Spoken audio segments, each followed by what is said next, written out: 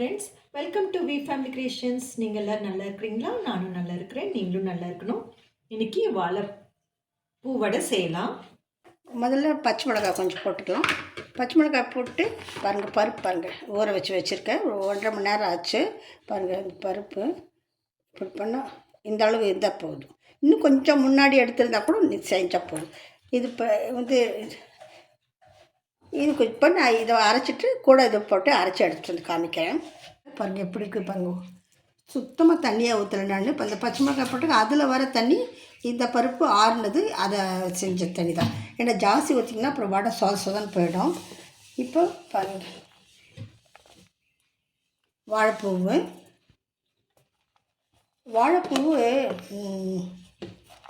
இது இந்த ப்ரெக்னெண்ட்டாக இருக்காங்க இல்லையா, அவங்களுக்கெல்லாம் இந்த மயக்கமாக வரும் பாருங்கள். காலை எழுந்து தலை சுற்றும். அந்த தலை சுற்றுறதுக்கெல்லாம் இந்த வாழைப்பூ வடையும் பொதுவாக வாழைப்பூவில் என்ன செஞ்சு கொடுத்தீங்கனாலும் அவங்களுக்கு அந்த மயக்கமெல்லாம் ஜாஸ்தி வராது. அந்த வாந்தி, அந்த கொமட்டுறது இதெல்லாம் வராமல் இருக்கும். ஆனால் வாழைப்பூ நிறைய இருக்குது. நீங்கள் பாருங்கள், வாழைப்பூவில் என்னென்ன வேணால் செய்யலாம் நம்ம. ஆச்சு, இது போட்டாச்சு. இப்போ இஞ்சி போட்டிருக்கேன். இஞ்சி சன்னமாக அரிஞ்சு போட்டிருக்கேன். இப்போ கொத்தமல்லி தலையும் கருவேப்பிலை நிறைய போட்டால் வாசனையாக இருக்கும். கொத்தமல்லி அப்படி போதும்.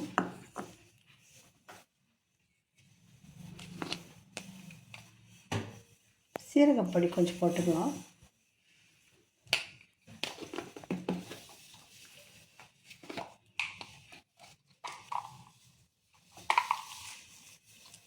சோம்பு,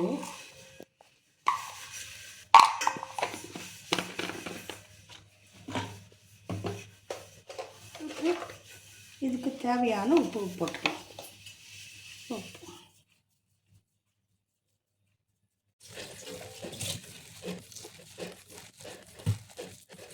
கொஞ்சம் கரம் மசாலா போட்டுக்கலாம்.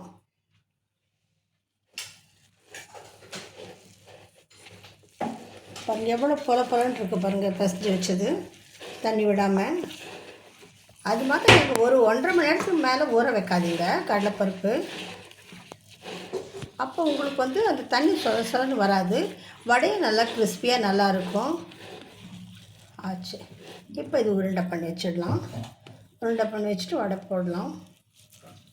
பார்த்திங்களா, தண்ணியாக வரல பாருங்கள். கை பாருங்கள் எவ்வளோ க்ளீனாக இருக்குது. ஏன்னா வெங்காயம் போடும்போது, வெங்காயம் அந்த கொத்தமல்லி போடும்போதே உங்களுக்கு கொஞ்சம் தண்ணி விட ஆரம்பிச்சிடும். அப்புறம் நம்ம வேறு தண்ணி அதில் ஊற்றி செஞ்சோம் அப்படின்னா இன்னுமே தண்ணி சொதன்னு விட்டுடும். எண்ணெய் சூடாயிடுச்சு. இன்னும் கொஞ்சம் சூடாகட்டும். இது வடை செய்யும்போது நல்லா எண்ணெய் சூடாகட்டும். சூடு ஆன பிறகு கொஞ்சம் போடுங்க. அப்புறமே திருப்பி போடும்போது சொல்கிறேன்னு. இதுக்குள்ள ஒன்று சொல்ல மறந்துட்டேன். இதில் பூண்டு நான் தட்டி அந்த இது தோல் இருக்கும் இல்லையா, தோலோடு தட்டி போட்டிருக்கேன். அந்த தோலோடு தட்டி போடும்போது இன்னும் வாசனையாக நல்லாயிருக்கும். அந்த தோலில் வேகுது இல்லையா, ஃப்ரை பண்ணும்போது அது ஒரு டேஸ்ட் ஒன்று தனியாக கொடுக்கும். அதனால் முடிஞ்ச வரைக்கும் தட்டி போட்டுக்கோங்க. எண்ணெய் சூடாகிடுச்சு, போதும். வடை பாருங்கள் இப்படி செஞ்சுக்கோங்க.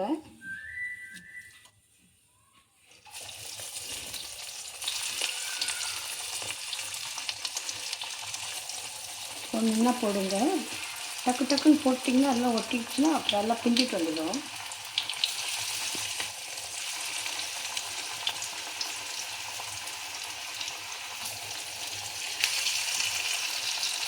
ஏம்மா தள்ளி வைக்கிறியா? எனக்கு வசதியாக இருக்குல்லம்மா.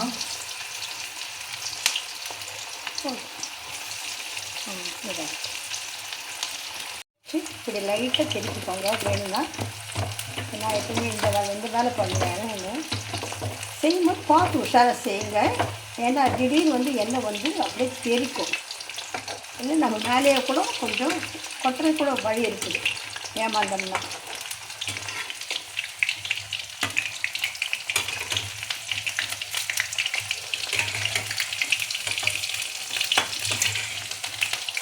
இப்போ கொஞ்சம் சிம் வச்சுக்கலாம்.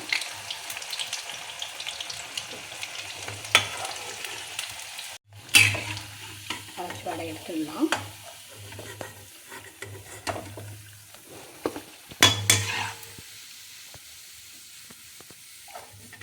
பருப்பு வந்து ஒரு 200 கிராம் பக்கம் இருக்கும் நான் போட்டது.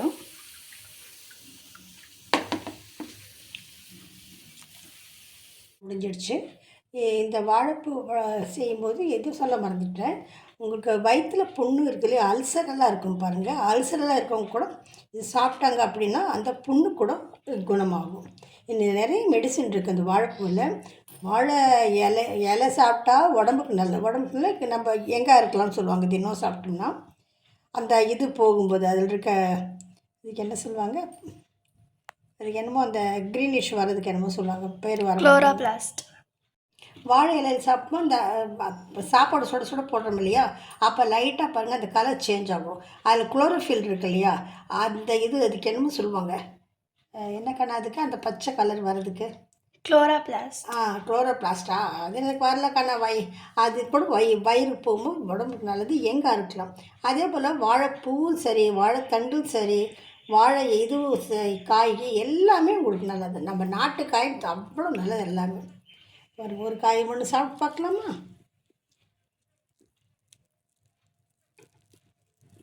பாருங்க, நல்லா வெந்து நல்லாயிருக்கும்.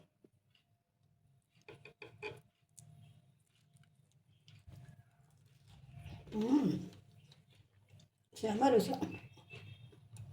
உப்பு எல்லாமே, கரம் மசாலா, காரம் எல்லாம் கரெக்டாக இருக்கும். ஆமாம்மா, ரொம்ப டேஸ்ட்டாக இருக்குது.